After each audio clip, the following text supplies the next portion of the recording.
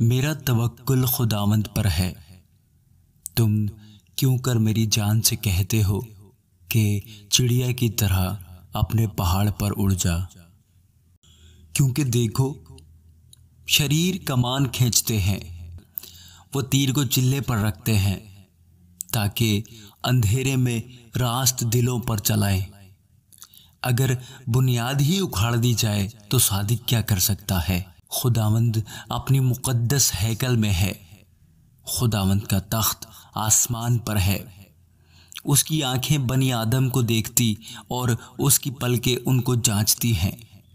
खुदावंद सादिक को परखता है, पर शरीर और जुल्म दोस्त से उसकी रूह को नफरत है।